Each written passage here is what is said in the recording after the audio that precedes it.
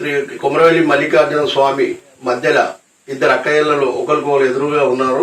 ఈ ధనకోటి మైసమ్మని అందరు భక్తులు దర్శించుకోవాలి. ప్రతి ఒక్కరు ఇక్కడికి వచ్చిన వారు నేను చెప్పడం జరుగుతుంది. తప్పకుండా మీరందరూ ఈమె ఆశీస్సులు తీసుకోవాలని.